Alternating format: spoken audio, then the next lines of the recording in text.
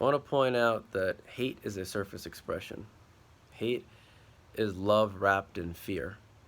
There's something that somebody loves, they cherish deeply, they may even be attached to it, and then they fear that it will be taken away. So when you're seeing hate, what you're really seeing is fear. When it comes to groups of people interacting with each other and they hate each other, that means they fear that the other person is going to take away something that they cherish and that they value. And the hate is a surface expression of it. It's the same thing with anger. Anger is a surface expression. Anger comes from hurt. Without hurt, there's no anger. So when was it Martin Luther King who said hate can't drive out hate, only love can do that? What he means is love is the only thing that drives out fear. And love can be transmitted from person to person. Love can also be derived internally, most importantly. So when it comes to a person dealing with their own hate, more importantly than trying to deal with someone else's hate or some other group's hate, it's important for that person themselves to look inside and think, what do I fear? And really know, what am I attached to? What is the thing I don't want to lose? When you really look deeply into that motivation, you can understand the web of thoughts that then come, the people that you think are trying to take it away. And then you can eliminate that antipathy towards them, not at the surface, because nothing can occur at the surface. Nothing of value can occur at the surface. But at the internal level, when you're able to seed your attachment to that thing, then you might think, oh, but that means they're going to get away with it. It means they are going to take it away.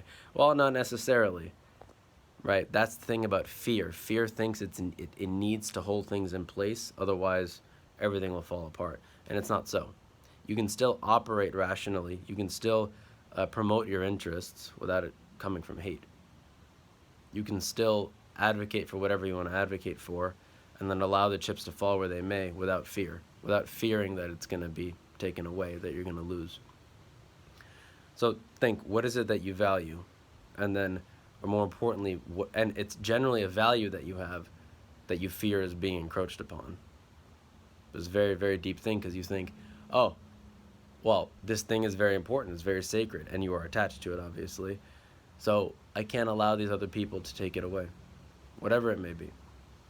And again, I'm not saying to cede the value itself or to cede, but it's to cede the attachment to it. And therein eliminates the fear. Then you can live with love.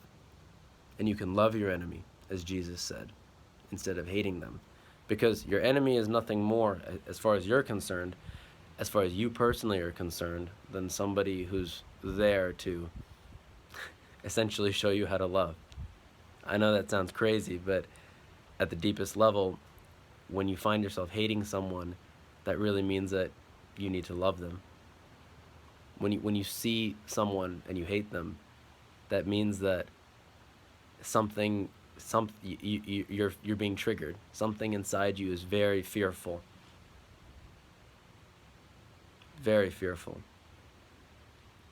And you need to allow love to drive that fear away.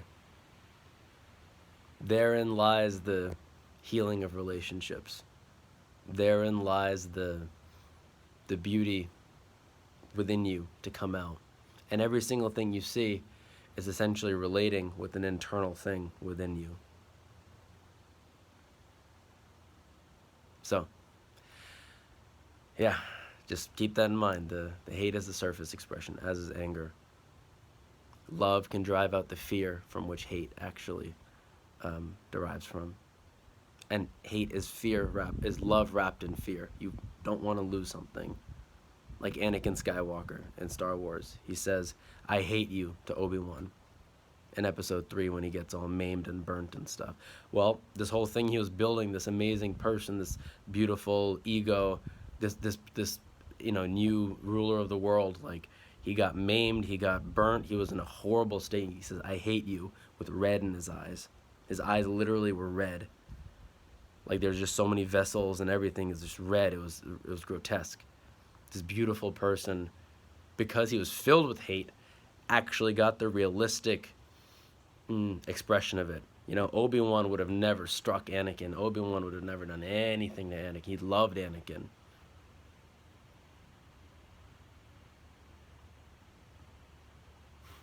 And even though he did what he had to do, he had to stop Anakin, he couldn't bring himself to kill him. When Anakin said, "I hate you," Obi-Wan said, "You were my brother, Anakin. I loved you." But why did Anakin go that way? He was so full of fear. Fear about losing his mom. Fear about losing his girlfriend. And just fear, deep internal fear. And the Emperor simply played on those fears and manipulated him to turn Anakin into a murderous, hateful, fearful person. The very thing he swore to destroy, as Obi-Wan said. But remember, Obi-Wan still said, "I loved you." And he was heartbroken that Anakin turned into this. They met again maybe 20 years later, and Anakin's Darth Vader at this point. This is the original Star Wars movie now, and this amazing person, this amazing Jedi who was supposed to bring balance to the Force, save the world, the most powerful that it had ever been, the most beautiful, was now reduced to this, and if you look at it energetically, this monstrous thing cloaked in a robotic suit. You can't see his face. You can't hear his voice. It is a hellish existence to be Darth Vader. But that's what happens when you're so full of fear. It's a symbol. You live in hell. Hate is hell. To drive out hate, we can't drive out hate in another. We can drive out hate in ourselves, which of course then drives out hate in the other. As JFK said in his peace speech, when a man's ways please the Lord, the scriptures tell us, he makes even his enemies be at peace with him. When one lives in this way, therein lies the light of the world. Therein is the most significant reduction to all problems. Therein is the Christ-like essence, or the essence of divinity that is inherent within all people, which only needs to be tapped, which only needs to be fleshed out and brought to the surface. And it can only be brought to the surface if it's sourced internally. So, let's all do our best to undo our own fears. Allow ourselves to cede control. Give control to the universe. Trust that it will be all right. In that song Revolution by John Lennon, he talks about these people in the 60s trying to do violent revolutions, and he says, basically, you tell me it's the institution, well, you know, you better free your mind instead. And then he repeats 7 or 8 times, you know it's gonna be all right.